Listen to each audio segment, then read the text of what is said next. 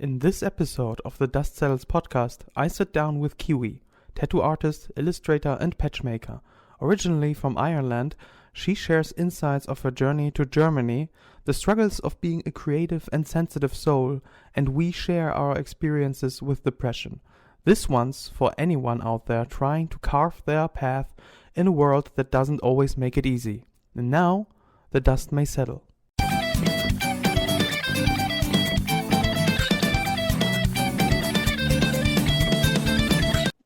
First of all, hi. I'm very pleased to see you. Looking fine, and yeah, it's really weird. I'd say coming to a podcast to someone that is not known and to talk with someone that is not known. But I thought we had a cool vibe every time we chatted about something, and you were willing to create my design, my logo, my symbol for the pirate crew and so on. Is Kiwi right or Kiwi or? Honestly, it's whatever you want it because there's different variations depending. So whatever you think it is, like what do you think when you refer to me? I think Kiwi, but I mean, it could be Captain Irish Girl. I don't know. But with my name, yeah, like my name's Quiva, but since I moved to Germany, Quiver. Quiva, Oh, like cool. that's a very it's a good name, but it's very Irish. Like the spelling is weird, and that fucks people up. Yeah. And it always ended up that I had this question, like a German would be like, "Oh, that's an interesting name. How do you spell it?" And then Yeah. I'd spell it, and they were like, "Why is it like that?" Yeah. And I was like, "That's the language. I don't know what to tell you, man." Yeah, I had a friend a girl I liked in school, and her name was Siobhan, and Mhm. it's spelled Siopan, so Yeah, it was really weird back then. But I like the Irish, the country, the flair, the how do you say it, the culture, because it's kind of a little bit sometimes like Polish, my origin, focused on family and so on, and very tradition or some traditions and Christian beliefs and so on, and familiarities that I always liked about it, and the alcohol, yeah, all the important. drinking. Yeah, and you were in Ireland now finally after 6 or 7 years in back home in Ireland to Christmas, right? Yeah. Well, like I go back to Ireland, like I try to go every 6 months or so. Oh, But yeah, it's only for maybe a few weeks, and then my family will come here. But I definitely get homesick a lot. Germany is fine, but like Ireland, the people are definitely friendlier, I guess. Um, here in Germany, friendlier. no, in Ireland, in Oh Ireland, yeah, Germans okay, I are was. friendly. No, you're in Bremen, right? Yeah. Yeah, I'm from Hamburg, or I'm in Hamburg as well. Where are you in Hamburg? Yeah, I lived in Hamburg when I first moved to Germany. I was only there for like 6 months. I was working as an au pair. And yeah, then I ended up coming here because my boyfriend at the time was from here. So yeah, that's why I came to Bremen because Because of love. nobody ever comes here by choice, really. I love the cold and gray weather. Yeah, it reminds me of home. Yeah, I guess, but just sadder, I assume. Yeah, maybe a bit. The scenery is definitely not as beautiful here, I guess, Mm. compared to home. But yeah. It's cold and so military maybe or uniformal, or how would I express it? Yeah, I guess. I Because guess I Ireland looks so dreamy sometimes, or in the pictures that I see. Yeah, I sent a postcard to my friend in the States, and she sent me a message, and she was like, "Oh, why is like Ireland so majestic and beautiful?" But I was like, "Nah, it's all CGI and propaganda." Yeah. So you came to Germany because of an au pair job and love, or stayed Yeah, because of, yeah, and that was in Hamburg and then to Bremen. How was it for you, the transitioning from Ireland to Germany suddenly? Were the people very different or colder or? yeah, it was definitely a struggle. Like Germans are very straightforward and direct about everything, and I took that as like them being rude. Sometimes they are rude, to be fair, but like in Ireland, we're very kind of yeah, not direct or maybe a bit passive aggressive. Like if an Irish person has a problem, they'll never tell you. They're like, no, it's fine, it's grand, and then they'll just talk shit about you. So Uh, I appreciate that with Germans. Like if they have a problem, they'll probably tell you. But it's also hard. Like I'm a sensitive soul, so I just kind of took offense to that a lot.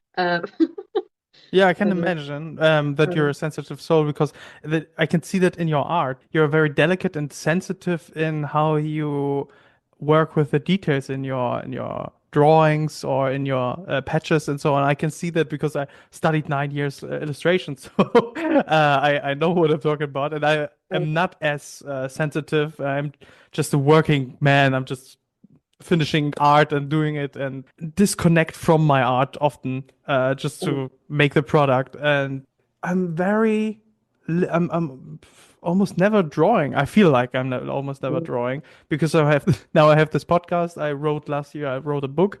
So that meant 5 pages a day to write. And that's like 4 to 5 hours sometimes. And when should I draw my comic or where should I draw something else, some poster or so? So but this year I want to draw more. But yeah, I could see that in your art, your sensitivity, and not only your art. Sometimes I can see pictures in on your Instagram. I will link that under the video here. And I could see, for example, bits from your room, like right now. And this, I can see, where you want to have things, the pieces, the pictures, the what things mean to you. Your plant is very well placed and so on. Or you had this Christmas dog. I remember that was funny and very cool. I thought I know so many Christmas trees that are ugly as shit, but your dog was so cool. So I can see that. And that's why I asked you if you wanted to make not only that, but because you also do a lot of skull designs. So I thought, who better to ask than you for a pirate logo, right? yeah. Yeah. Are you done? But No, we don't talk about that. no, it's Um, good. yeah, every time we talk, and I'm like, no, I'm definitely getting it done this weekend. Yeah, I think I said that last week. Now that I haven't touched it at all, so I have narrowed it down quite a bit. So I'm focusing on like two of the designs, and just doing slight variations. But yeah, next weekend, I swear, it'll be done. Easy. No, we have all the time in the world. I think the audio adventure for which it is for is coming like in March, maybe April, the first episode's online. So, and until then, I would like to, until then, the week is over. Do you have any questions or so? Maybe because of podcasts or, Yeah, I'm definitely nervous about this because Hmm, meeting for the first time, like first time conversation, it's like right. having a first time job interview recorded. Also, I'm nervous to hear it when it comes out because I don't know Mm. what I sound like. Anytime I hear a recording of myself, I'm like, Jesus, is that what I sound Yeah. like when I talk? Yeah, I know what you mean. The first Yeah, time I heard myself, I thought I was like a Turkish gangster from Williamsburg, Hamburg, like, yeah, Valla billah, ich kann Türkisch, und, like this. And after a few episodes in another podcast where I was with my brother, I'm used to it. And now mm, I use some more words that are more intelligent, not in English, but in German, mm, and therefore I can compensate it somehow, and you get used mm, to it.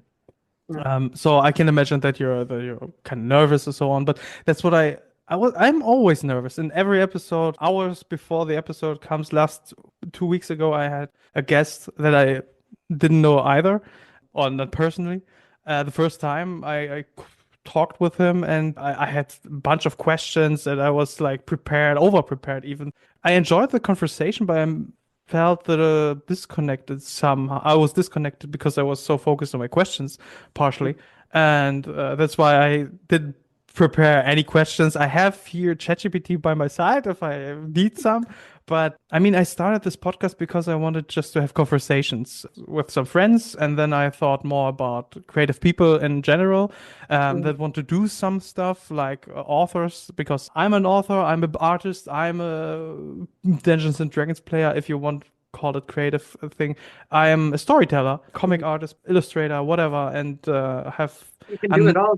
I can do it all and I can nothing, jack of all trades and master of Then. none. Yeah, that's why. I thought it would be a great opportunity for everyone that wanted to show their book or their art or what they are doing creatively to come here and just talk about it. And that's why I have a German, mostly German episodes, but I like to have more international episodes. And that's where you came in. After you heard the first international episode from my podcast, you said you liked it, and I thought, oh my God, the first real fan. And someone wrote, and after we wrote like an hour or two, or just Mm. imagining, yeah, right, that was crazy. Because you just wanted to be polite, and I was so hyped and curious, and we had a vibe, and that's why I quickly thought that you would be a good match maybe for a new episode, Mhm. an international episode. And so far, you're doing well. Thanks, thanks. But Yeah. you are not only what would you call yourself? Because you said like you do everything. I'm definitely in a point of transition at the moment, but I also like I struggle to call myself an artist, but I spend most of my time doing art. But yeah, like my goal is like to do all of these patches and stuff and start selling them. Patchworker. But yeah, but Hello. also like this is a relatively new thing. Like I only started sewing like I don't know 6 months Really? ago. Really? Because you're Like doing I that well. Like I, I could sew a little bit. I used to sew patches on my clothes and stuff, but even that I never learned it properly. It was just I just kind of like figure out my own method for it. Like I never looked up tutorials. And then I did a couple of these, it's like paint by numbers where you have the pattern on the material and then you sew over it. yeah. Um I did that a little bit, but again I didn't learn it properly. It's just kind of trial and error. Then I don't know, something clicked and I started doing my own designs last summer and yeah, here we are. Mm. But 6 months. I I tried to how do I say it in English? Knit a button on my jacket. Yeah. Sew I don't know. Uh, So, it took me like an hour, one button, and one day after I put it on the jacket, it fell off again. So I'm that good with my hands. I have two left. I'm two left-handed. Uh, so respect for that. No, I really respect every time when I see people that are really crafty. yeah, like I've always been very crafty.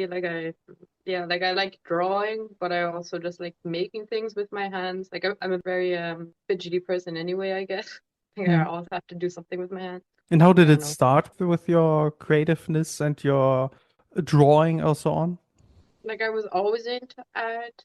Like yeah, since I was a kid, like I was always drawing something. And like my mom's also very creative, so she was always encouraging me. But I definitely wasn't so dedicated because it kind of came naturally to me, so I didn't really have to try, I guess, with the creativity and the drawing. And there was definitely moments where I kind of fell away from drawing. Like I wasn't so motivated and I'd take breaks, maybe not do anything major for a couple of years or whatever, but then I'd always go back to it. Hmm. But yeah, the last couple of years, because yeah, then I started doing the tattooing and then I dropped out of that. Then I didn't do anything at all. Like I was super depressed for like, I don't know, 2 years maybe. And yeah, then the last year and a half, I've slowly been getting back into art. And yeah, I'm so happy that I found sewing and making these patches.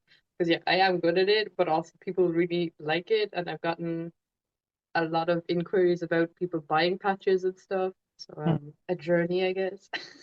Yeah, always the Yeah. the life of an artist of any kind is always complicated in this society, I think. Or if you want to be a theater actor, or if you want to be a tattoo artist, or an illustrator, or a graphic designer. I started illustration, or the to study illustration and design at a private academy in Germany here in Hamburg to become a concept artist. That what is it? That's 15 years ago. Oh my God, I'm old. 14 years ago. And I wanted to be a concept artist for like Ubisoft back then, when Assassin's Creed was big and so on. And I was so into the games. It's so sad now. And when I learned how they work and how much time they have to invest into the work, I quickly discovered that I don't want to do this. And then yeah, then you're lost for a time, and then you're just trying to figure out what you want to do. And then everyone says you're good at comics, or doing comic figures and the aesthetics. And I thought always that was impolite or an affront because I wanted to be cool. I wanted to be, I don't know. I didn't want to be only funny or comic-y or so. And after a while, you realize who you are, what you do, or why you're doing it, because you like to communicate things simply with your art, and then you do it, and then you're doing it good, and people like it, it works. And after a while, you find yourself in it. Then you have new struggles as an artist, I think, because then you're thrown into the world somehow because the studying is over, or the one chapter is over, and then you're trying to figure out how to marketing yourself or how to communicate with people to show your stuff and to sell your stuff and so on. And then you study again because you don't want to do it. And then you're developing three different projects like comic book, a book, rules book for pen and paper or so for the tabletop role-playing games. And yeah, I think that's never-ending story. This podcast I started it 4 months ago or 5 months ago, and it is still a project I'm figuring out. Like I said just a couple of minutes ago, that it's if I have new guests or guests that I don't know personally, that I have to figure out how to vibe with them, how to talk, communicate, and so on. And that's what I think is for artists in all manners interesting. And then there's naturally the often emotional part. We are very emotional people often. I think you said it to me once in the chat that Yeah. we artists are emotional people. And I agree. I completely agree. Even though I'm a producing artist or less connected to my art than some, but still there's a big emotional piece that births these things. And I think that is just a struggle in this capitalism world Yeah. to make it work, to sell it, to make a living out of it. And I just want to hang out and do my stuff. Yeah, it's all about making profit. I think that's also for me. I don't consider myself an artist because I'm not making a living from my art. Hmm. Like that's not the goal from making art. Hmm. So I don't know why I put this as a standard for myself. Right now, I'm still an artist. I spend most of my time doing something artsy. But yeah, then it always comes back to, oh, but you don't make a living. And yeah, it always comes back to capitalism, I guess. Yeah, I feel Yeah. you. It's an issue, but I think it's like Gordon said, it's show business, not show wasting my money, right? So we Mhm. have to figure it out. We have to do it in this world. And I mean, even when I think about like Leonardo da Vinci or Michelangelo, they had people that invested in them, like the Medici or the Borgia and Mhm. so on. So they had sponsors or patrons, and we can have Patreon, and then we can have their patrons. You know Patreon, the page, right? Yeah. And yeah, that's one way to do it, and I hope it will work out. And that's all we can do as artists of any kind to Mhm. show what we do, show that we love it, show be authentic in it, and I think that's the best way. Just and then generate with algorithm the best Yeah. reach. Definitely important. To be an influencer and all of this shit, as well as being Mm, an artist. mm. Yeah, Weird but times. this is also an opportunity, like life itself, to come out of your comfort zone every time. I mean, to have a conversation with someone you don't know that has a podcast and to talk about your life or what you're doing or what you don't do. And it's just like you said, like an interview for a job and you don't know what the F is going on here. So do I. I don't have any clue. I just talk and I'm good at talking sometimes. So you live here now for 6 years in Germany, and any wish to go back to Ireland because we are so rude? Honestly, I don't know. I don't like Ireland's pretty depressing. I think I told you about that. I definitely have a nice community of like friends and stuff here and a lot of artists. Like there's more events and stuff. In Bremen, not so much, but like it's still central. Like I go to Hamburg a lot for concerts or exhibitions. It's only an hour by train, so it's super Ah, easy. right. I think being on the mainland is definitely kind of I have more opportunities. Like I love Ireland. I talk shit about it all the time, but I really do love it. But at the same time, it's definitely depressing. Like my mom has said a few times, like if I mention going back home, she's like, "Why though? Like there's not a lot going on." So yeah, like as long as I'm able to go home frequently to see my family, that's all that really matters. I don't really know, or like I don't really care where I end up as long as if I'm able to see my family or whatever. Staying in Brim, I don't know if that's the plan. I'm very easygoing in this sense. I'm like, I don't know where I'll end up, which is fine. But yeah, realistically, going back to Ireland, unless I win the lottery, is probably not going to happen. Do you play Lotto? No. So okay. So good luck to Yeah, winning. No, I'm but off to a good start. what? I'm off to a good start with Mm, playing the lotto. yeah, yeah, me too. Yeah. I'm always saying, yeah, suddenly a millionaire. I'm publishing my book and everybody wants it. No, but if someone would move now to Germany from Ireland, England, Scotland, whatever, Mm. America maybe, or is foreign in itself, and is coming to Germany, what would you have some tips for them? Learn German. Yeah, because I have a lot of friends who've like moved here. Like I have friends in Berlin and stuff. And my experience in like Berlin, you don't really need German unless if it's career dependent. But yeah, like I have a lot of people. Like I didn't really know German when I came here, and it was definitely a struggle. And in Bremen especially, like people don't speak English or they just refuse to speak English. Like I know in big cities, English is definitely more common, but Hmm. I think a lot of the time the Germans just refuse, which is fine, I guess. You think the German refused to talk in English? Yeah. Ah, that's new to me. Okay. But in my experience, it's always people in like customer service. Like I remember I had a travel ticket and I lost it, and I had to ask for help at like the customer service. And the woman didn't speak any English at all, but she refused. So, Okay, okay.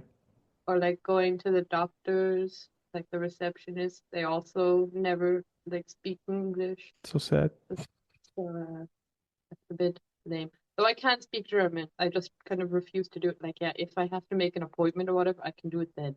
But I'm definitely very awkward about speaking German, so I So, just downsell it. uh, so Not I'm. really. Should I not ask you to say something in German? Nah. Okay, okay. So you say when you come to Germany from a foreign land, you should. A foreign land sounds so far away, but if you're not German and you're coming to Germany, you should learn German because it's very preferable for oneself. Because if you want to make appointments and so on, mostly. Not like that. Yeah, well, it's obvious if you go to a new country, you should probably know some of the language. It's not Hmm. a very important point, but it is something I noticed myself, but also like I have a lot of new friends who moved here recently, and they're really struggling with that point. I guess that's why it's in my head. But yeah, I don't know for like tips with moving to Germany. Honestly, it's very similar to Ireland, so there wasn't so much of a culture shock besides like the directness of the Germans. So I don't know if I have tips because I definitely kind of yeah really struggled Traumatized by the with German. Germans. Yeah, with that happened. No, yeah, I don't know tips. I have no idea. No, okay, well, I was just curious because I lived my whole life in Hamburg. I grew up the first 4 years in Poland, so my first language was Polish once. Then I Mm, had to learn German, and I had the Polish accent. Now it is my German is so well that I have a German accent when I'm talking in Polish, and my Polish is like I'm a child. It's so bad. But everyone in the family says always, "No, you're talking fine. It's good." And I think, no, no, I can't express myself. So yeah, it's not good. I have I even have some Polish friends or connections that aren't family, but it's weird talking with them in Polish when you're in Germany or when you grew up mm, with them in German. So we only talk in Polish when we want to whisper something or talk shit about someone that is next to mm, us. So, so did you see him? What is that with what is up with his hair? Whatever, I don't know. Uh, and I once did that with my cousin. We were sitting in a bus next to some weirdo that was offering us some grapes, something to eat. I don't know. And we were like, we're teenagers and like, what the hell? Why is he so weird? In Polish, we said that to each other. mm. And the stranger said to us in Polish, "Oh, I just wanted to be nice." Oh, that was strange. That was weird. So it could go wrong. You don't know any other language than English and German. No, languages aren't really my thing because like I'm dyslexic, so I always struggled with them in school. I know basic Irish, but like the part of Ireland where I grew up, like we only spoke it in school. Like I didn't speak it at home or anything. But you do learn Irish like your whole, yeah, school years. But again, my like, and I haven't actually spoken it in, yeah, since I left school. So that's what, nearly 12 years ago, I guess. I also did learn French in school. Can't speak a word of it at all. I couldn't even think of a French word. I did try and learn Polish because I used to go to Poland for like a festival, so I wanted Yeah. to know some basic Polish. Dziękuję. A crazy language. I Yeah. couldn't do it at all.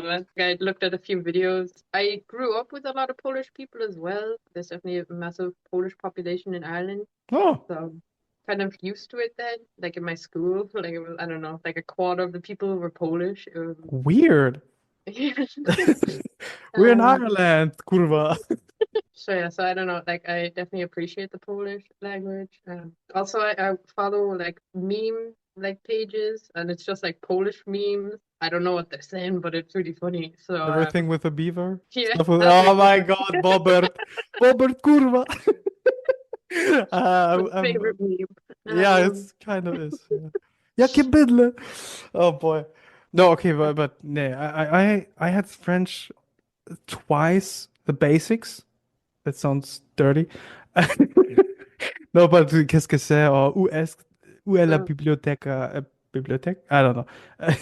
Something like that. Où est l'hôtel? And so on. mm, And I would love to learn that, but I don't have anyone to practice this or that's the thing. English, I'm practicing every time I'm watching something in English or reading something in English or talking with you now and then podcast international episode. But I wouldn't have anyone to talk really French with, or mm, well, I could maybe with Italian. I could talk Italian with Nicolas. That was in the first episode, but yeah, I got enough stuff to do, I guess.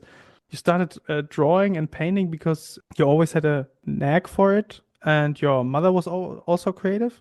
What does your mm. mother do? Now she's therapist, like a Oh, psychotherapist. But like she was always into drawing and like doodling. She was into sewing clothes for a while, and she'll do a lot sounds of familiar. art.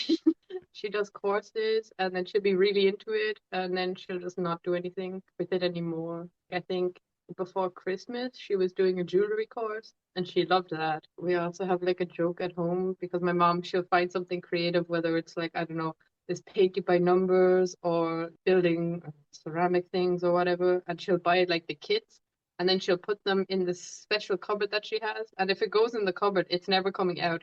Um, but she usually ends up just putting the box in there directly, and yeah, then it doesn't. Yeah, then she doesn't do it at all. So that's our mom's special press. Hmm. So I'm very similar, I think. Like I try out a lot of different things. I was really into knitting and doing crochet. And when I get a new hobby, I tend to fixate on it, like hyperfixate, and it just consumes me completely. And then I'll stop briefly and then I won't touch it again. So I'm hoping that doesn't happen with the sewing because I'm really into that. But yeah, we'll see. But I don't know. My mom, she was always a bit quirky and just like very encouraging of me. Well, me and my mom are basically the same person. It's creepy similar, and the older I get, the more I'm turning into her. So I'm like, this is my future, and she's also just getting quirkier as the years go by. So there's no hope for me, I guess. Uh, Um, but is it a bad future? no, she seems happy in her madness. So And she's a psychologist, so she knows how psychotic she is. No. Um, yeah, she's self-aware. yeah. I just thought when you were expressing what she does and that what you do, being interested in new stuff all the time from month to month or so on, and it's something I was never curious about anyone or anything. I just knew three things. I loved those things. I did those things, and when something new came in, like for example there was Pokemon when I was 10 or so, and everyone loved Pokemon, and I loved Pokemon. Blah. And then suddenly, 1 year later or two, Digimon was new, and I was like, nope, nope, that's sacrilege, that's wrong. You can't do that. And the same thing, like I love Dragon Ball, and then there came One Piece someday, and I was nope, that I will never watch it. Wrong, and I think the ability or the niche or the knack, I always say niche, the knack to have interest in new stuff all the time is actually something that can bring you always in a new out of your comfort zone into new things and to challenge yourself and to have the Mm. thrill of exploring stuff. And you don't have, I don't think that one has to always keep that or be in that or just define it as part of your personality or so on. I think we think that often that we have to do one thing and live with it or stick with it and even in best case make money out of it. But I think that's just from society in that we are living in kind of programmed. Or I don't like to say programmed, but it's what everyone does. It's what the most of the people do, that they have one thing and they do it well and then they are the master of it and make money of it. But I mean, success is not just having money. Success meant once to be happy with what you do. And if what you do is always experiencing your stuff and therefore being maybe a channel even for communicating other people, hey, that is a cool thing and that is a cool thing from time to time. I think that's a skill or a perception of the world that not everyone has. So there's a power or a talent. It's a talent that not everyone can see. Yeah, I agree. It's interesting that you say that because when I think of myself, that I have a rigid way of thinking. You pick a career or a direction you're going to go in career-wise, and you just stick with that, and that's kind of your life. I've definitely wanted different careers throughout the years, but like I guess in the last 10 years, my main focus was being a tattoo artist, and then that didn't work out. So then I kind of felt like a failure. And I wouldn't say that I'm very open to trying new things. Like I don't like getting out of my comfort zone, but I guess when it's specific to like, yeah, hobbies, being creative, they're all kind of similar in a way, but they're also, yeah, I guess they're just different variations of similar things. I think just in comparison, who do you think is more someone that is braver coming out of of his or her comfort zone, you or me? I don't know. I'm just saying because I lived my whole life in the same town. I do the same things since I was 4 years old, drawing or painting or something. And I like the same music I always liked. I never try new things really. That I have a podcast is really a world wonder somehow. And it's just to have guests that I don't know is really for someone that doesn't really like people. Or I like people individually. That's what I Mm, learned. I like people individually because they are unique and authentic and real and something like art or so. But the moment there comes another person in the room, and there are two, three, or four, until there are masses of people with bandages on their arm and saying stuff they don't usually wouldn't say to mm. oppress other people from another group, then they are all idiots. I think you are very brave coming I mean from Ireland to Hamburg, then to Bremen, trying tattooing and I mean drawing you all did anyway, and now you're for 6 months making patches and always interested in something and meeting different people, having people from America or in Berlin that you know. That sounds to me, or on paper, it would mean that you're much braver than me coming out of your comfort zone. Yeah, like when you put it like that, I'm like, oh, I sound like a very interesting person. That's why I wanted to have you here. Obviously, the way I see myself is different to how I portrayed, I guess. Like, yeah, like I think of myself, like I am a very shy and introverted person. And like I also don't do so well in social situations, tend to avoid people. My Me too. day-to-day life, I'm alone maybe 90% of the time, and I'm very happy about that. Mm. I have my peace. But yeah, then I think about what I've done in like the last 10 years. Before I moved to Germany, I was traveling a lot by myself. I traveled a lot of Europe, which I think when I think back on it, I'm like, that's pretty impressive because Yeah. I am very like awkward and shy. And then I just go around to all of these different countries by myself. There was not a lot of preparation. I just had my Google Maps and that was kind of it. In the morning, I wouldn't know where I was staying that night or whatever in some situations. And I was fine with that. But I'm like, oh, but I don't like getting out of my comfort zone. Like, I like to stay in Yeah. my bubble. But then I do stuff like that. I'm like, I don't know. Maybe I'm a bit more adventurous than I think I am. And also doing this podcast, like I'm so out of my comfort zone right now. Like I can't even see my comfort zone at this point. But So like when I say, oh, I don't like to try new things and whatever, but then I keep doing it anyway. Yeah. So obviously the way I see myself is probably a bit not so realistic, I guess, or not, yeah, I mean, we maybe. are often the harshest critics of ourselves. Mm. We see all the shadow sides, all the wrinkles, all the freckles, everything. I don't even know what freckles in German would be. I know just know this word. And I mean, that's why we are always so hard on ourselves. But I think about like there's this guy on Instagram, Julian himself, who says, for example, if you had a kid right now, would you be as harsh to that kid as you are with yourself? When you are saying stuff or not finishing stuff that you wanted from yourself, and then just project it on the hypothetical child you have, would you be as harsh to that kid as you are with yourself? Honestly, the way that I talk to myself is crazy. Like I'm such a bully. Like I'm just really harsh and mean. And like I don't know where this comes from because in general, like I'm very kind and care about people. I don't tend to like be mean, or if I do end up saying something that offends someone, especially someone I care about, I get really upset about it and I beat myself up. So then when I think about the way I talk to myself, my God, it's insane. Like I'm Mm, so mean. mm, Um, I'm like, no wonder I have bad self-esteem because I'm just bullying myself the whole time. mm, If I heard someone talk to my friends the way that I talk to myself, like I don't know, somebody be getting slapped. Yeah, it's insane. So that's a big thing for me. I'm like trying to not be so harsh on myself. I put myself like I set very high standards for myself. Yeah, with my art, like everything has to be perfect.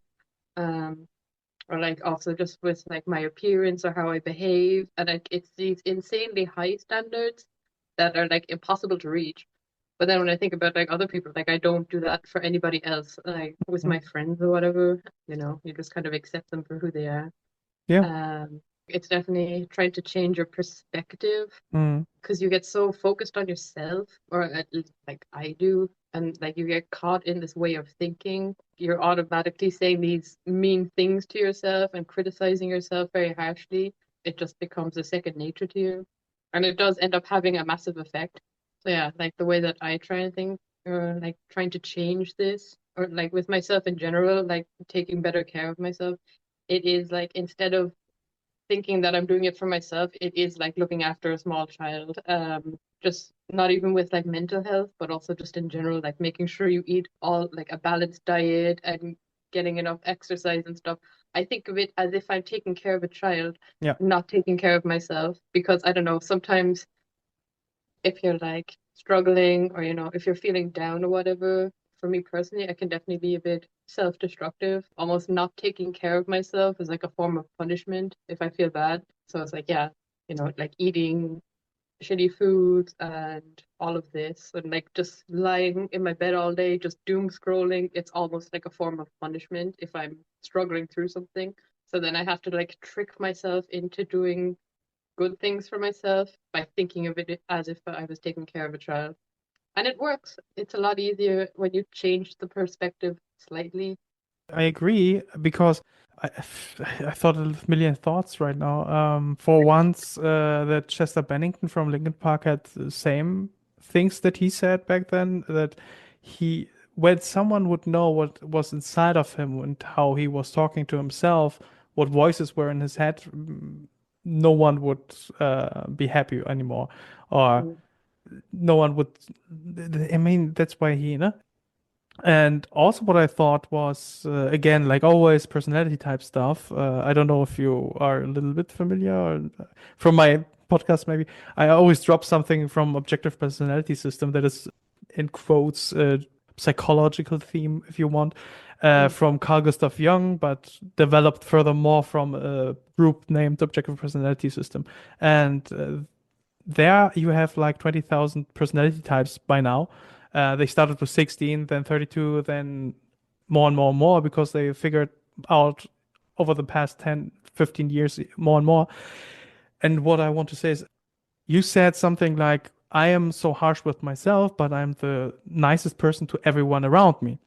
mm, And that's natural because we have masculine and feminine cognitive functions, and this cognitive function describe these are eight cognitive functions, and they describe fields of our life, like our intuition, our feeling, our thinking, our sensory world, like what we see, what we perceive with our senses, and these are introverted or extroverted. When you have an introverted intuition, then you have an extroverted sensory, because intuition and sensory are opposites. Thinking and feeling are opposites.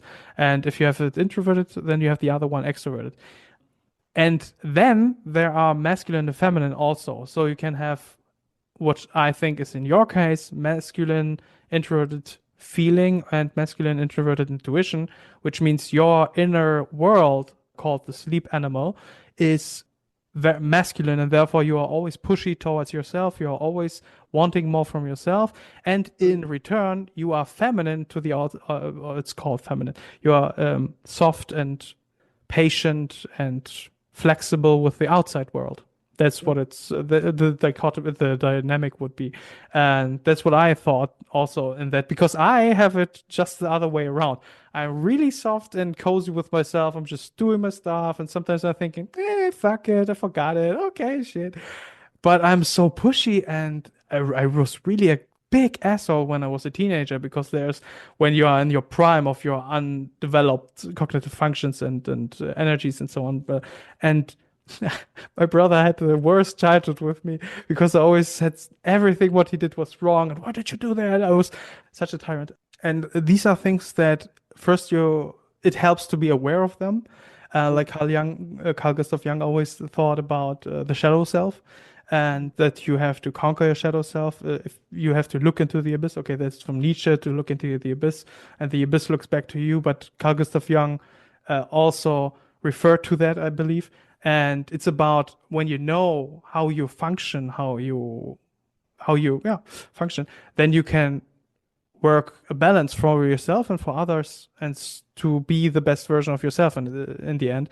And that's why I learned to communicate better, to not always be so pushy and angry, only because I have these natural instincts to be aggressive towards the extroverted world, so to what people are thinking and how they judge, and even the reality, that I hate the reality, how things work and do it. That's why I have such a big respect for people that can do it like you.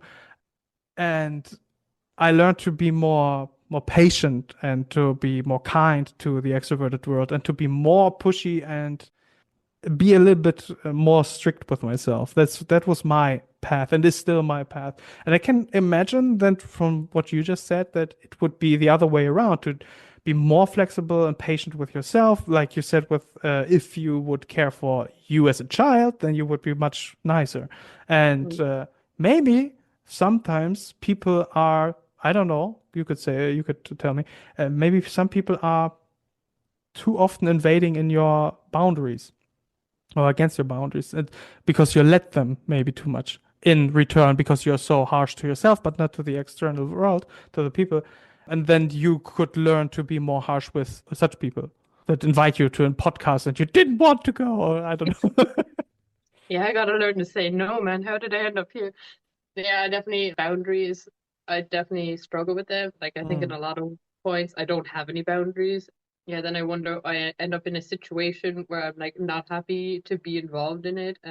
But at the same time, like, if I don't set clear boundaries for other people, then obviously I'm gonna end up in not so good situations. So that is something I'm learning. Also just to be more direct, because yeah, like I am very shy and like kind of passive. Like I'm very easygoing with other people. I can be super chill, which like is good in some situations, just going with the flow. But also like a lot of the like sometimes it's better to be direct, and I think people also appreciate it if you make clear boundaries, so they know what's okay and what's not, like I think it makes it easier to be respectful and stuff, and make everything clear for everyone involved.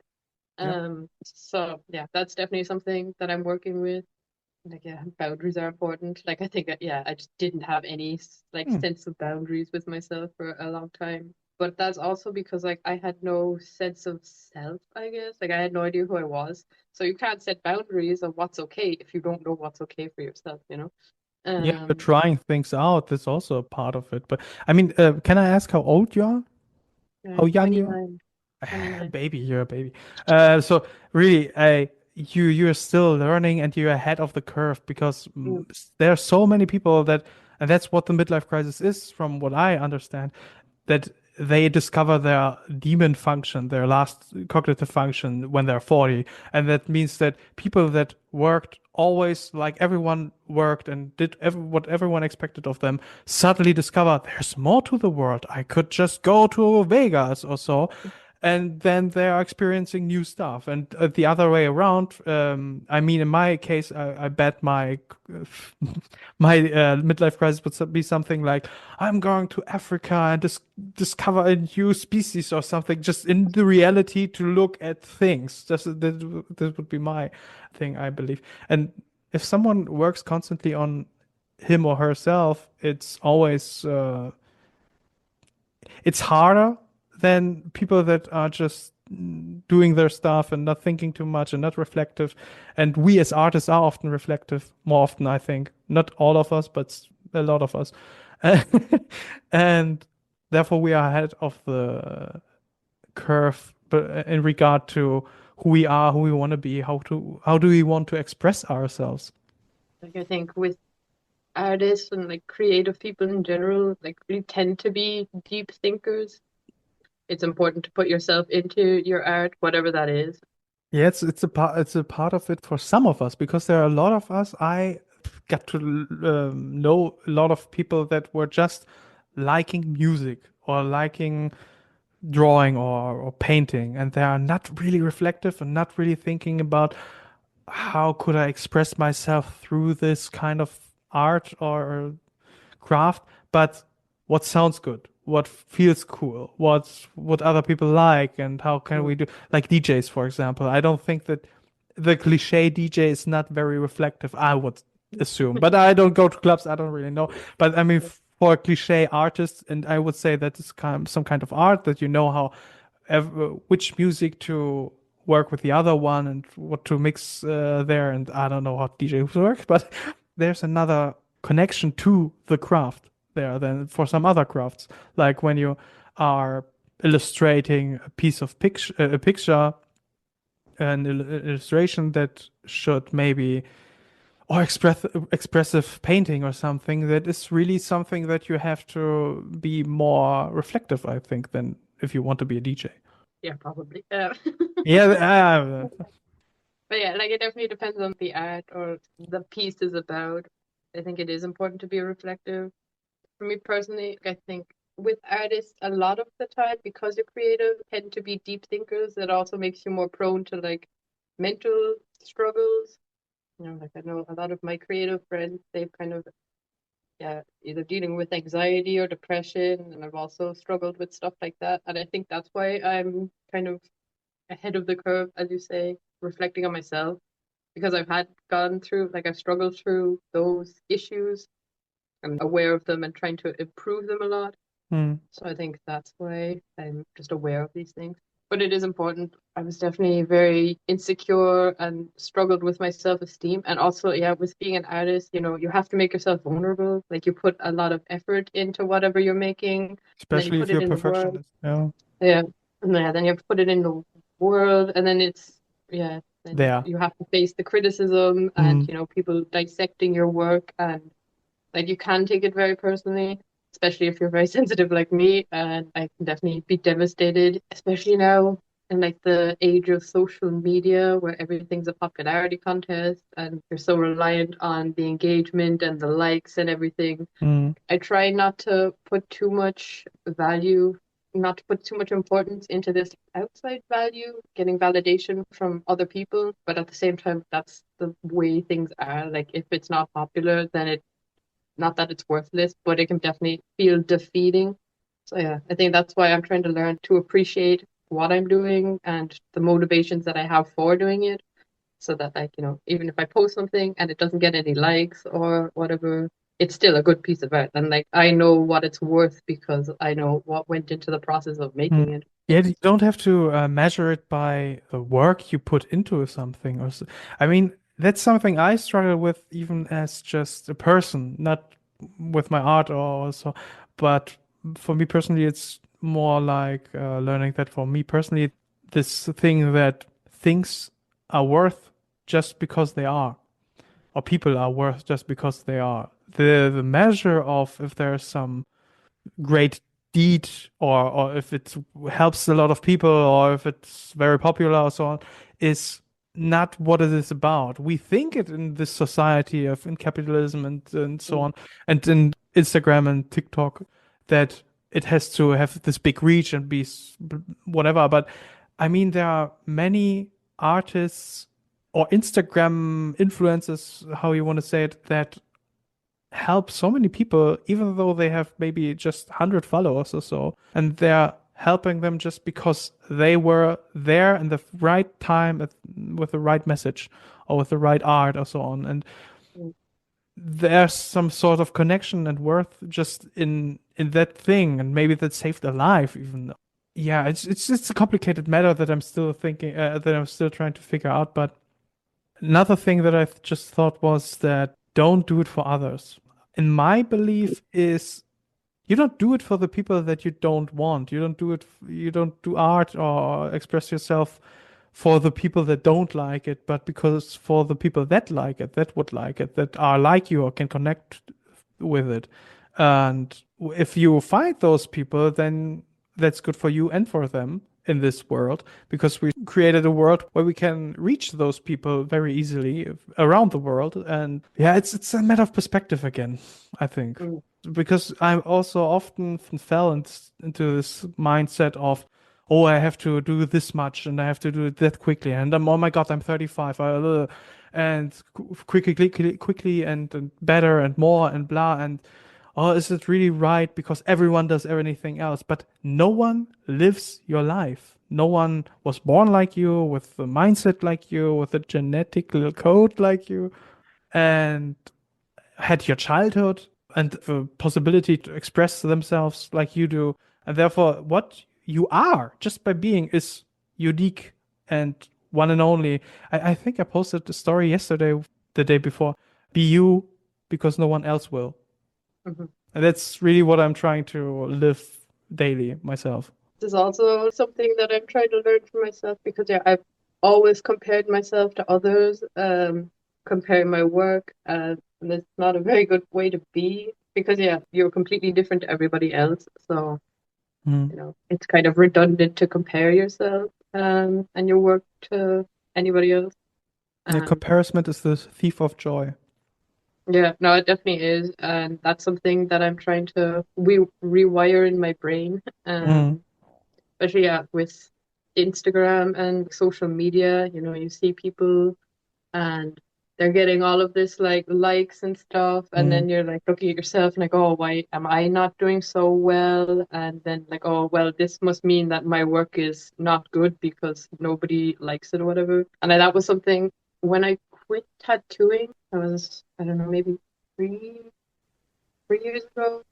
And like, yeah, at the time, you know, I was like on Instagram and stuff, and I felt so bad. Like I was completely burnt out at this time.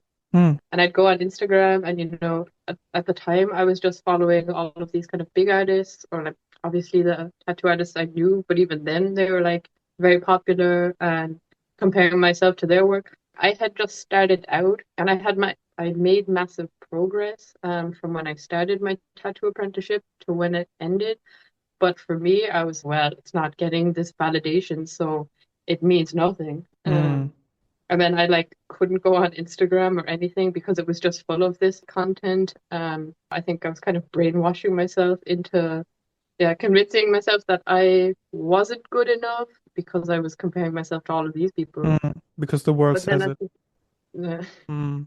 But yeah, so then I didn't go on Instagram for a very long time because I would get upset and angry and just feel this sense of shame. Mm. It was not good at all. But yeah, then I guess in the last 2 years, I've definitely been working on myself and definitely a lot of self-acceptance. And then I was still posting, then I started posting on Instagram again. And there's still these feelings of like inadequacy because I wasn't getting engagement. because social media is so important. You even had a fake account suddenly. Someone else. Exactly. So you're famous. So you're popular. I've made it. No, that was so weird. Oh my God. That was funny. For me, from outside, it was funny. I thought, huh, Kiwi has a new account? What? And she, okay, I wasn't asked for money, but some people were apparently. Yeah. It's funny because in the last maybe yeah, since the summer, I was finding instead of just following like all of these big accounts, to follow these big famous accounts is good for like inspiration, Hmm. but not to like compare yourself. It's the same with anything. If you only consume one sort of content, you Hmm. definitely end up, it warps your sense of reality. So then I started following a lot more like smaller accounts of other artists, and that was kind of growing. And then you find other artists, and now I have like this little community of people who engage with my stuff, and yeah, they engage with me and I engage with them. And it is nice because you feel seen. But yeah, then when this fake account appeared, it was super weird because everybody that contacted me, it was these small group of loyal followers that I have. And like I genuinely got emotional because I had maybe 20 people messaging me, and like we'd never spoken or interacted besides like liking our stuff or commenting or whatever. But like there was no other connection. Hmm. And they were all like checking in and be like, oh, I think someone's trying to hack your account, or they were sending me screenshots of the interactions. And like in these screenshots, the fact that these strangers are willing to help me, or who they thought was me, they were like, yeah, because I think, yeah, the messages were like, hey, no, no, there was no hey or anything. It was like, can you do me a favor? And then the person, yeah, sure, what do you need? And then they'd try and do some scammy shit. Um, but it was really nice. It was genuinely heartwarming that all of these people that I like, these strangers on the internet, were willing to help me. And then the fact that they were messaging me and trying to warn me that I was getting hacked, like it was so nice. I genuinely cried a little bit after that whole Oh. situation because, like, oh, people care. Like, I do feel seen. Like, I have a little community. You have Yeah, decent people. yeah, Yeah. there's hope in the world. Yeah. No, but that was such a crazy thing. Like, why is somebody trying to hack me? I don't know. It's kind of like having an outer body experience online. But yeah, I was kind of sad when the account got taken down because, I wanted to befriend them and find out more about myself. Your shadow self. Yeah. Now we're back with Carl Gustav Jung. But yeah, that was super and weird, man. But you know what pissed me off the most about this? Well, obviously, someone trying to hack my account was not good, and scamming people, like pretending to be me, was also not great. But the fact that they were kind of rude about it, like there was no please or thank you or anything while they were scamming. And I When was like, you've man, you you make a really bad impression. At least be a bit more polite when you try to scam these people. Um, true. yeah, please be nice about it. Maybe Uh, it would work better then. I don't know. if you copy me right, please. Yeah, Yeah. let me give you some tips, okay?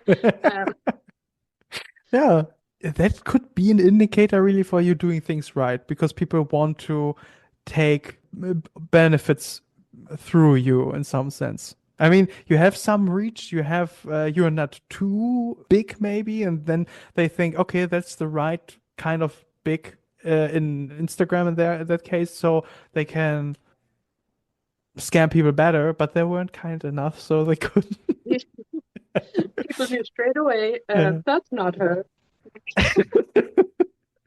I think it's a really cool episode right now that we can, as artists and as just people, talk about feelings and so on. But I can understand if that was maybe until now too emotional for you.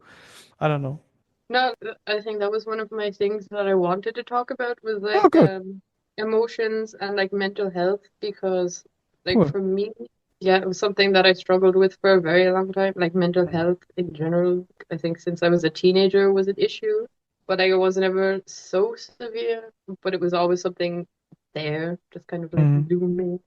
But yeah, then with the whole tattooing thing, yeah, then I ended up being completely burnt out and like during this struggle, because I'd been struggling for a long time, and my God, life was awful. But like I definitely felt alone.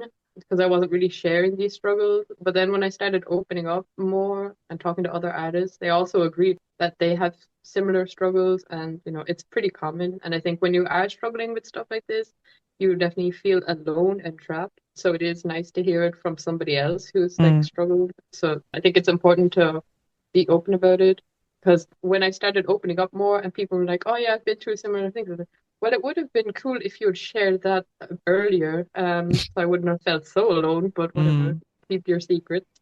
For me, it's cool. Like, I don't know. Okay, then it's fine. No, I just care for my guests so that they feel comfortable, and therefore I just wanted to know if this is what you want to talk about, or if you forgot that you're in a podcast.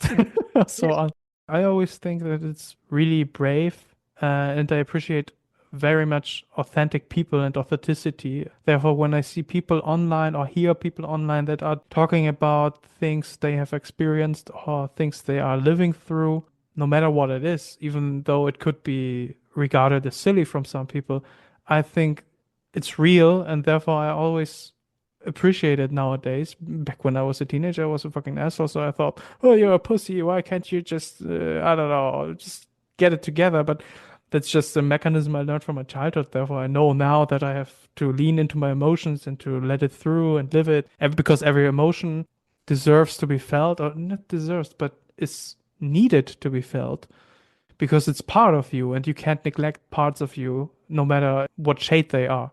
If they Yeah. are nice or bad, or they are needed because they express things that make you so colorful as a person.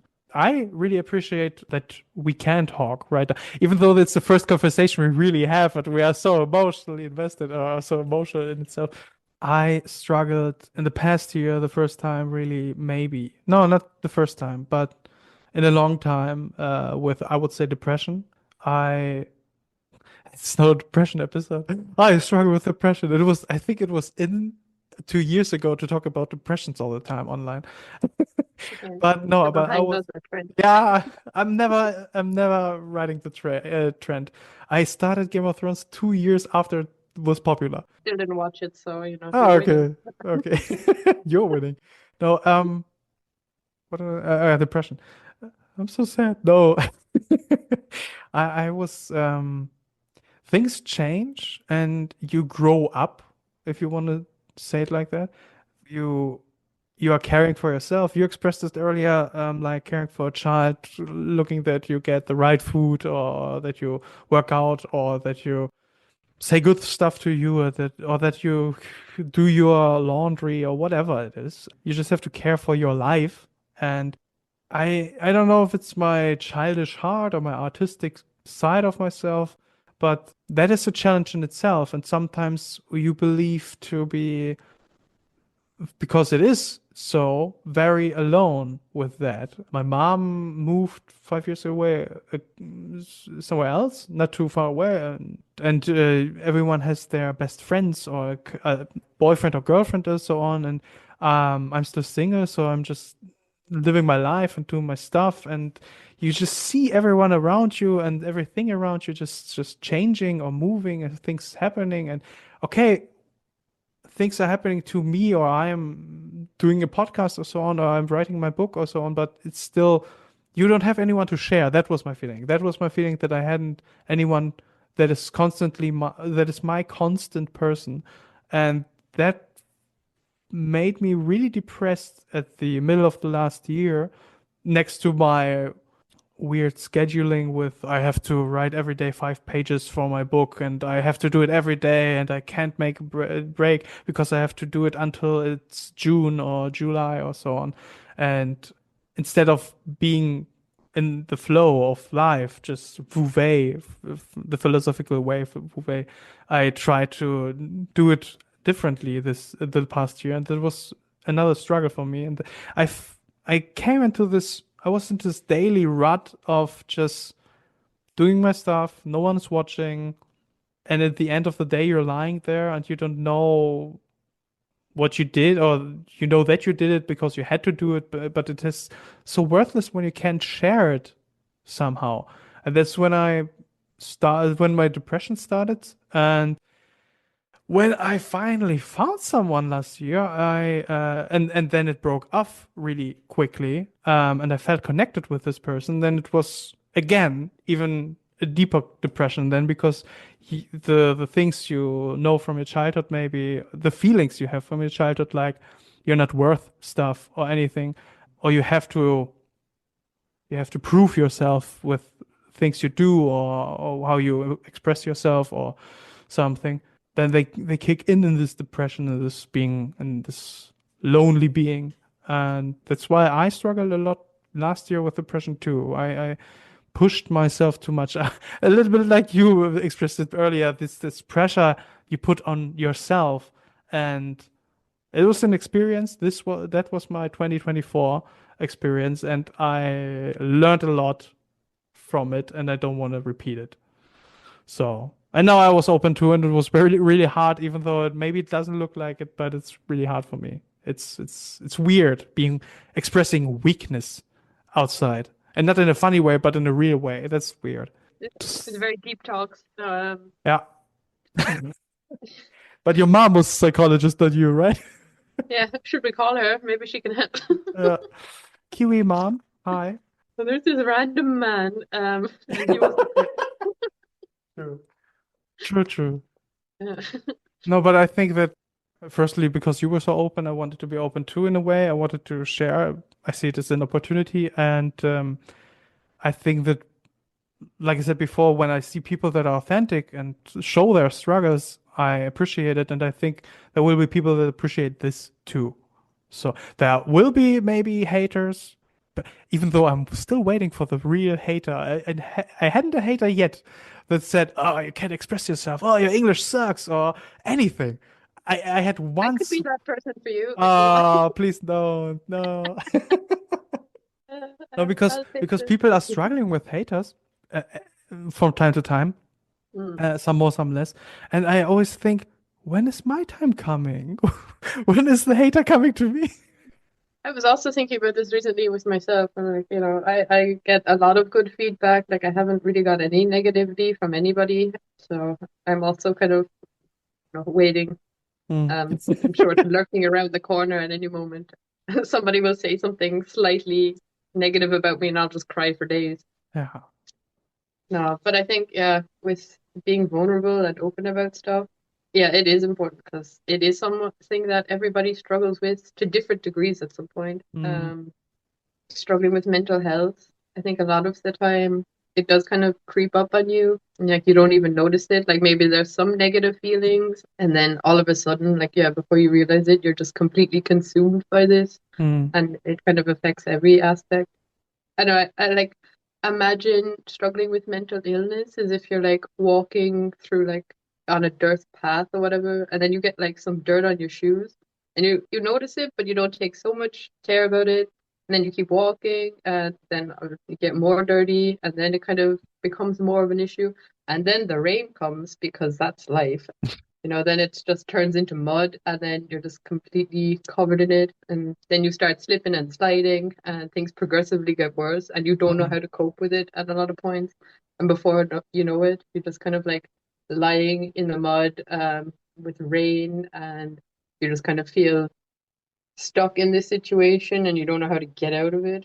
That's kind of what it's like in a lot of ways. Mm. And at that point, you just kind of have to ask for help to get back up. I have a massive fear of making mistakes. I think that's why I set such high standards for myself. So, like, it is kind of difficult for me to show weakness in that point. Admitting that I'm in a tough situation and asking for help can be a real struggle Mm. because I'm like, oh, then I'll seem that I'm not perfect, and then this facade that I've made for myself will unravel, and people will see the real me. Mm. Um, it's definitely a struggle, but it is something that everybody goes through at some point. Yeah, I mean, being perfect in everything or producing perfect art or so, it's in a sense, or how you expressed it, I had the impression that it seemed like being untouchable. And Mhm. if you're untouchable, no one can connect with you or with your art. Mm. Therefore, it's flawed. It's like a cold photograph or like a cold product that is impersonal. And therefore, I think we need to be flawed. We need to show more of ourselves. Now I remember, what did Keanu Reeves say? Be thankful for the people that left you because now you know who to count on, or anything, something like that. Like you don't have to waste your time anymore on the wrong people. And Mm. this is the same for people that like or don't dislike your stuff. By the way, I think we jinxed it with the haters. Now every hater will come around the guy. I think we jinxed it. I thought it was a nice metaphor with the mud. Really nice. Expressed your world, your intuitive world, your artistic self.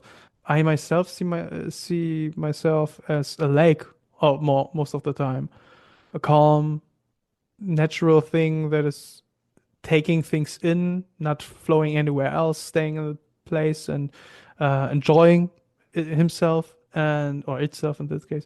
And from time to time, things jump into the water, and I'm looking and perceiving this thing and analyzing it and staying a long time with it, or as long as it gets. And sometimes there are things that I want to keep, and most of the time I can keep those things or people because I'm a cool, chill pool for them. So but when those people leave, then it's sad. Yeah. And then it seemed to be suddenly so empty, even Mm. though it's full of water. But you can't see it because you are the lake. So so weird. It's I think it's really funny to that this is I never expected that this will be our first conversation. So emotional, metaphorical. I thought it would be like the first half of the conversation, like, oh, artists are like this. Oh, and I did tattoos, and you can't buy my tattoos here. But now it's such a real episode, and I appreciate it really very much. Our first conversation was also pretty deep. Like it was short. Yeah, I think we also talked a lot about some deep topics like imposter syndrome and all of that. Mm.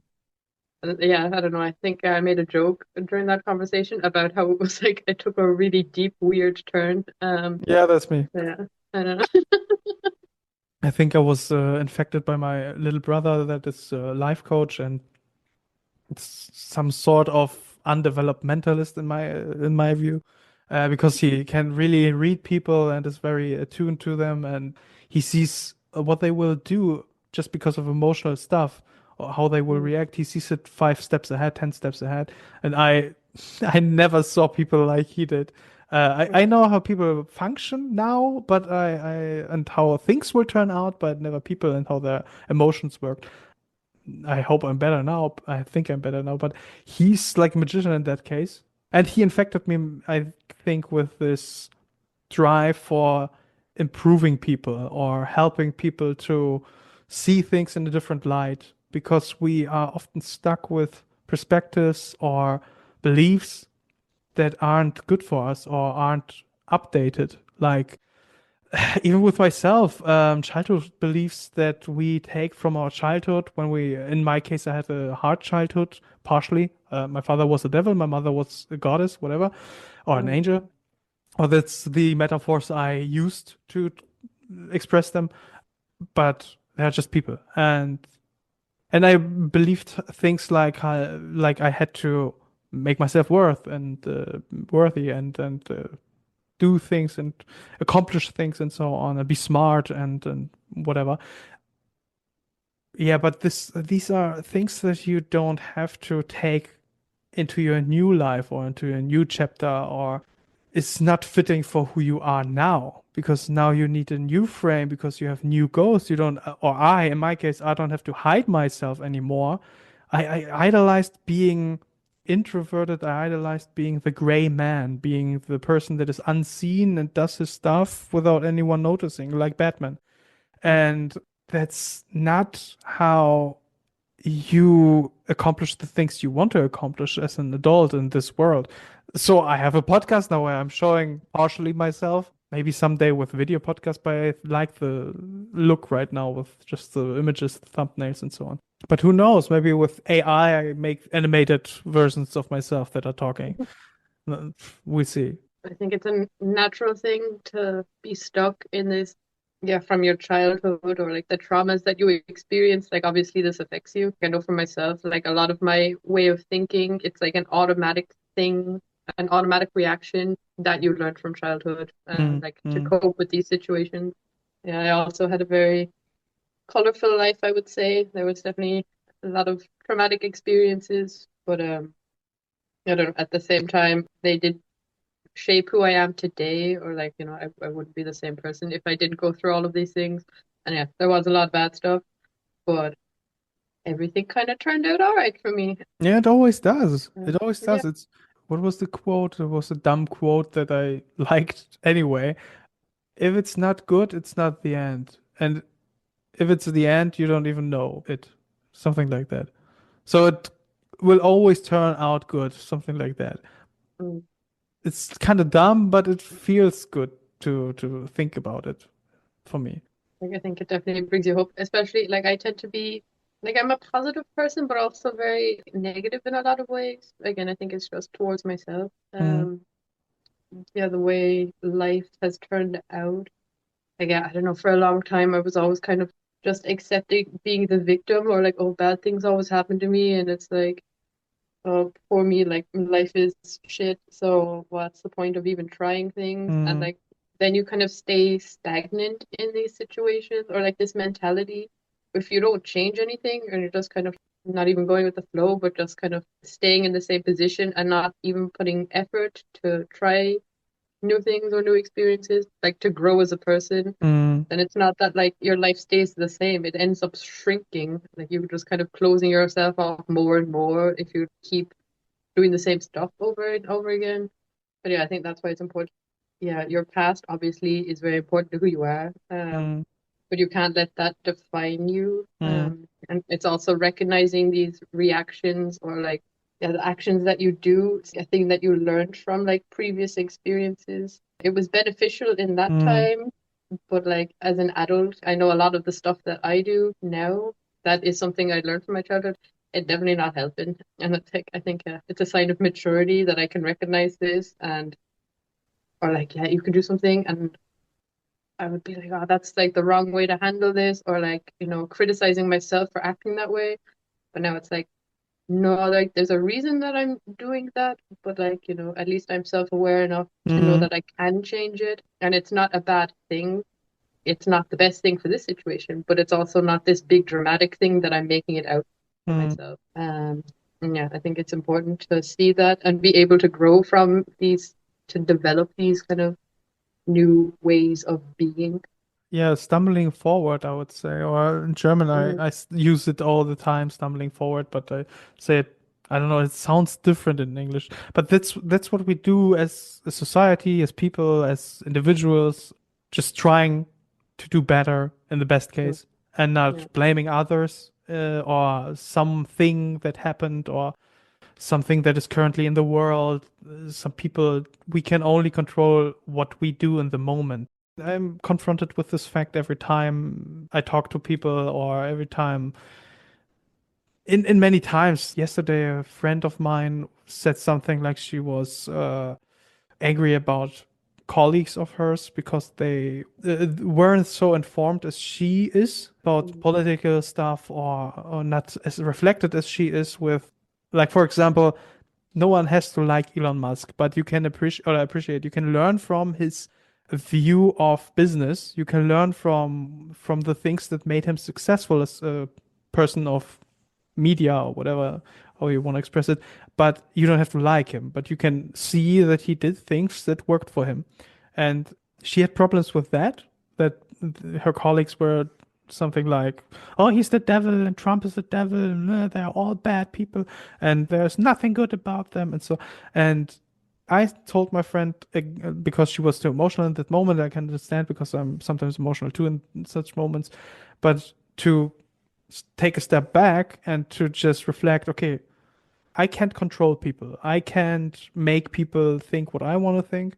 So what can I do? I can say what my perception of the situation is. I can just go away, not talk anymore about about this topic, or something like that. And then that's what she did. She She told her colleagues about her perspective on these things, and that helped to clarify a little bit the air and to clarify the view on the topic and so on. So I don't know how I got here, but it's about perspective, I think, all the time.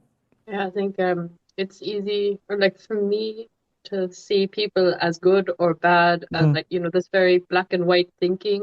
I think that's not very mature or whatever. Like it's a naive way of thinking. Things can only be good or bad. That's not how life is. There's a lot more nuance, mm, a lot more shades of gray in things. Like, 50 yeah, it's Shades. something.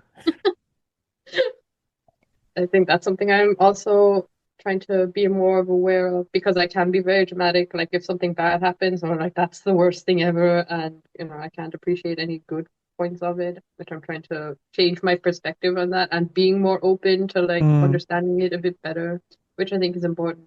Because like yeah, with yourself, it's like if I'm not a good person, then I must be a bad person, or like if you make one mm, mistake that says, oh well, then I'm a bad person. I'm like, mm, no, that's not how that works. mm. I don't believe even that there are truly evil persons. I understand that, for example, there are psychopaths and they are so out of line in regard to other people or in comparison to the normal person on the street or whatever. But they are not evil. They are just abstract. They are just a color Mm. that we don't understand or that we don't need in this form of society right now. But if we were in the Viking age and we were in a clan with this guy, we would like to have him in our clan. So he would have value. And that's the thing that I don't think there's truly evil. I think often people that are mad or haters or invest so much energy and to write some bad comments or to stalk you to make your day miserable or anything. I think those people are sad or Mm. empty or that there's something that they haven't resolved in themselves often because it comes back always to oneself to something is wrong with me if I have these behaviors because I don't participate in enjoying life. I'm Mm. not enjoying life. I'm doing things to take joy from other people, and that's what we often think it's bad. Okay, we could go to the big political stuff, but I mean, if you have a religious belief that is so angry at other religious beliefs, I don't think it's a religion that brings joy and fulfillment in the end. It's a little bit like thinking that the Nazis were right. I think Mm. we are the only race. What the fuck? No jazz music? No good jazz music? I don't know.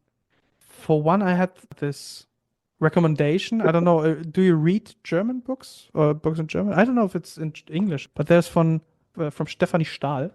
Das Kind in dir muss Heimat finden. This is a book about what we were talking about a little bit. This thing that we have beliefs from our childhood that we bring into our adult life, and we have to, especially when they were bad or not beneficial to us now, that we have to abandon those beliefs and create new beliefs, to abandon the shadow child and create a sun child or light child or something in ourselves that is carrying those new beliefs that we need now. Because not everything in our childhood sucked, for example, and then there's these other aspects. I'm not an expert. I just saying people that are now listening, maybe they want to read from Stephanie Stahl, Das Kind in dir muss Heimat finden. I don't know. Do you read German? I don't think so. No, No, no, I don't. no, no problem. You listen to my podcast, and that's very interesting. That's very important. Do you have anything you want to talk about or say at the end of this podcast now? Something that would help someone like you 10 years prior. Go to therapy. Oh, god damn it. Okay, I'm going to therapy. I was in therapy. I have ChatGPT. I don't need therapy. That's funny. I have a couple of friends who have actually recommended using ChatGPT as like a substitute for therapy. I Yeah, don't know. It's substitute is big. difficult. Yeah. Yeah, they're struggling to find a therapist or like a right therapist for them, so Mm. they've just kind of resorted to ChatGPT. And apparently it's good. Somebody who doesn't want to do therapy, like I have recommended it to a few other friends that they could try that as an alternative to get some sort of input, get it out of your head. Like it is important to share. even if it is with AI. It's better than nothing, I guess. I mean, you're looking every day in the mirror, and that's artificial as well, or not Mm. biological or something like that. That reminds me, I used ChatGPT recently to reflect on some things I do. I can read it out loud, what you can write into ChatGPT and how it will help you. I read it now. I want to uncover the mask I'm currently wearing, the roles I'm playing, and the illusion I'm believing. Please guide me through this process by asking me 10 reflective questions, one at a time, to help me recognize the stories I'm telling myself. After I answer the 10th question, please step into the role of my higher self and analyze my responses. Identify the top negative patterns present in my life and the top positive patterns I can embrace and grow. Be direct and truthful. Tough love is welcome. Provide me with daily affirmations to support my growth, actionable steps to change my behaviors and embody my authentic self, and a message of encouragement from my higher self to celebrate how far I've come on my journey. This is what you can ask ChatGPT to do, and then you really get 10 questions that I think they are fitting the way how you answered the question before. So when Mhm. you ask, my first question was, what is the image of yourself that you most often project to the world, and how does it differ from how you feel inside? Then I gave an answer, and that answer has more layers to it, and therefore the second question is fitting to that. And then the 10th question is like the epitome of all those questions, and then you get the review at the end, how crazy and sucky your life is.